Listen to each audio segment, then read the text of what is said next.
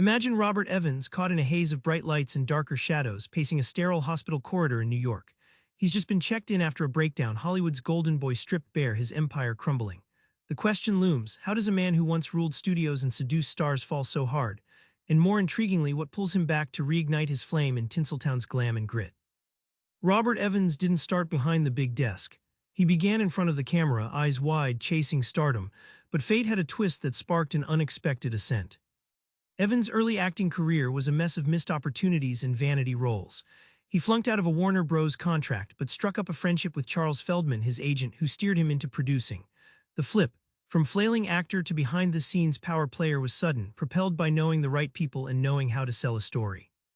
Evans wielded charm like a Swiss Army knife, always ready, sharp, and useful for every challenge.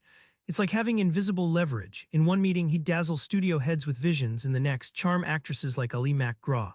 His personality became a currency that bought doors, deals, and loyalty in an industry fueled by relationships more than scripts. That pivot wasn't just survival, it was a complete reinventing. Evans' savvy turned him into a kingmaker. He greenlit game-changing projects, The Godfather, Chinatown, because he learned to spin failures into compelling new bets. The surprising insight, sometimes the script you don't get cast in is the one that produces the blockbuster.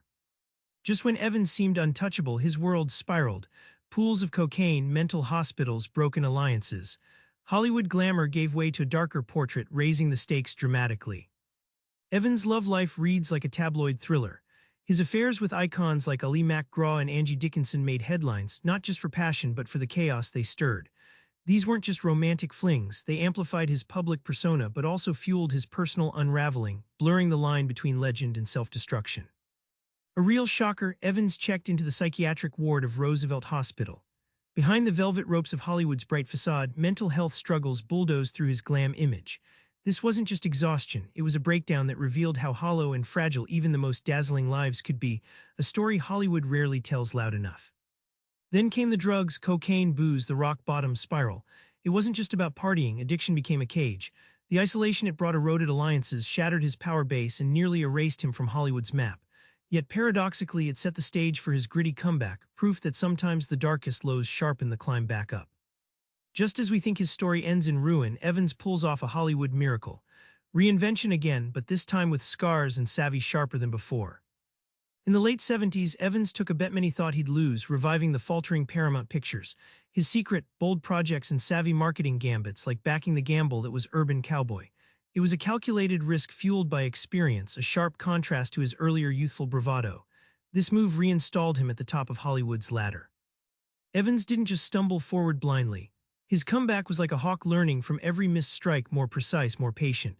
He broke old patterns of excess and ego, focusing instead on smart project choices and surrounding himself with trusted allies. His flaws remained, but now they were tempered by a hard-earned strategy. The payoff, Harris once said, Evans' life was proof that Hollywood doesn't just kill stars, it can resurrect them. He went from the brink of oblivion to becoming one of the most influential producers ever. The crazy insight, resilience mixed with self-awareness, can rewrite what you're capable of, even in an industry that's ruthless about second chances. Back in that hospital hallway, Evans' broken but unbowed spirit reminds you, the kid did stay in the picture. His story proves Hollywood isn't just flash and flash-in-the-pan stardom, it's a brutal, beautiful lesson on reinvention. So next time you hit a career wall, try this, turn your setback into your pivot. Your story isn't over until you say it is. Subscribe for more book summaries like this one.